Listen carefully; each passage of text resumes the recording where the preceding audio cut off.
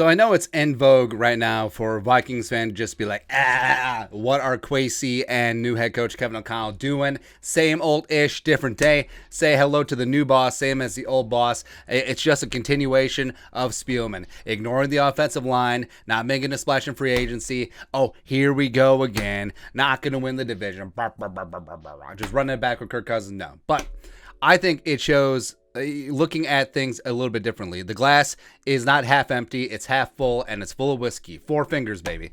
And Kwesi and Kevin O'Connell, they did have the opportunity this offseason to completely tear this thing down. Completely gut it, go full Chip and Joanna Gaines on the bit, and just completely salt the earth. Hey, this team was garbage. Spielman and Zimmer had a horrible team. We're going to burn this thing to the ground. We're going to burn this, Pookie, we're going to burn this mother to the ground. Woo!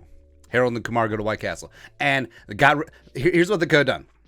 They could have traded Kirk Cousins for peanuts, given up on him, moving his $35 million base salary for the Carson Wentz deal. Give us all your third-round picks. They could have cut or traded Danielle Hunter instead of paying him his $18 million rooster bonus. They could have cut or traded Dalvin and cut or traded Harrison and cut or traded Thielen, cut or traded Kendricks. But no, this team is a talented team. We said it all last offseason. The Vikings could have contended for the Super Bowl, and they should have, but the whole was less than the sum of its parts. But Kwesi and Kevin O'Connell clearly believe. They believe and believe. They understand, hey, this is a talented team. We can contend with this roster as constituted, or nearly as constituted. And by the way, this is their jobs, right? First year coming in. They may never have an opportunity if this thing goes sideways. So they're pushing all their chips in, all in with this existing roster. So I'm down with it, man. Kwesi could have come in like Ryan Poles and the Bears and traded away the best players and cut a bunch of dead weight and just completely salting the earth and starting over. But they didn't. Instead, they're actually doubling down on the current roster. They extended Kirk Cousins. Yes, they gave him more guaranteed money. They restructured Harrison Smith, adding some more dead cap on the back end of his deal. Remember, like we said, you don't really restructure players that you're going to cut bait with after a season. You don't do that. Thielen, they gave a raise. Actually, it's called a restructure, but they actually gave Thielen a raise, and $18 million fully guaranteed, so they believe in him.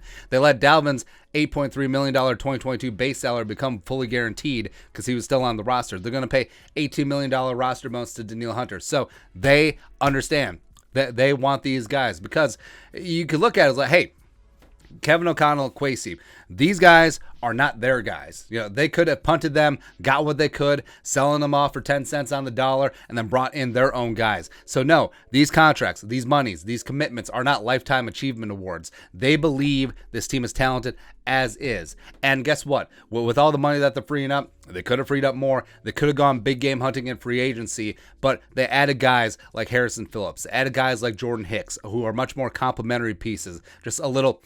They're the chips with the fish and chips. The fish is good. Deep fried and golden. Beautiful. Cod, not haddock or pollock or whatever. So I love it.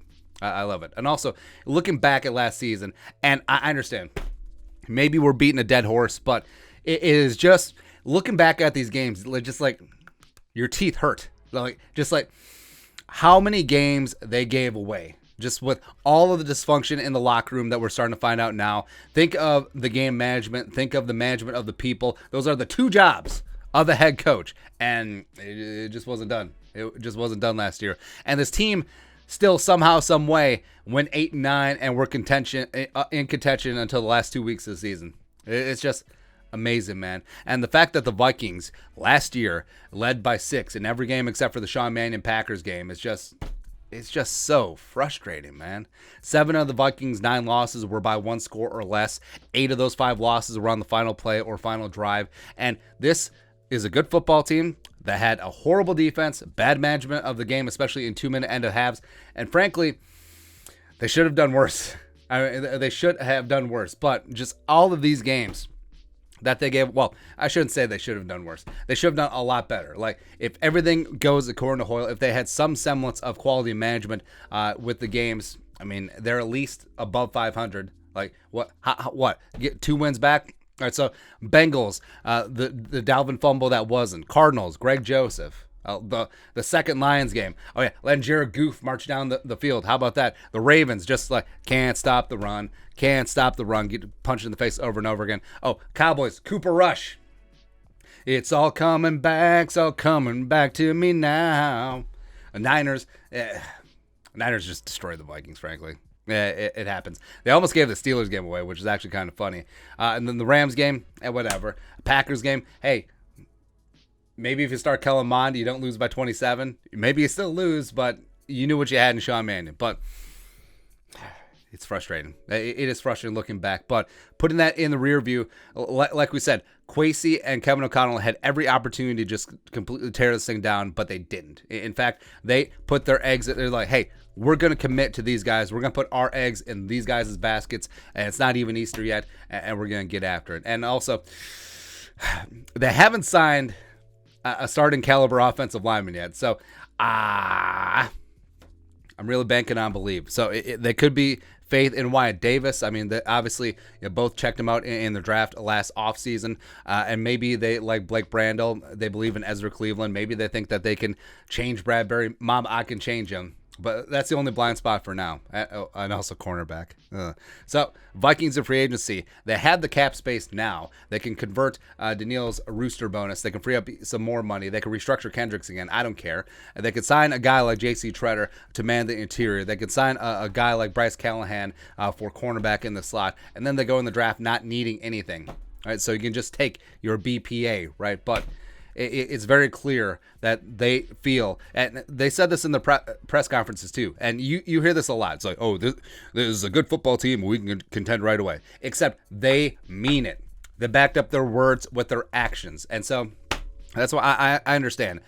For being a Vikings fan, it's very in vogue to be all snarky and look at the negative all the time. But no, positives.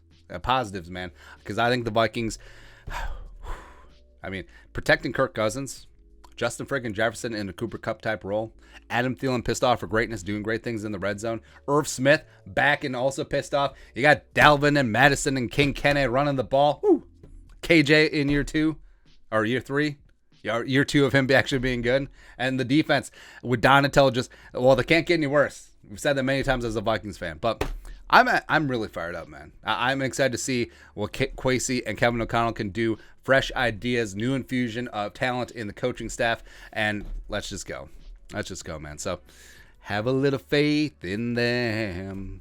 But of course, if we end up 4-13, burn everything to the ground and fire everyone.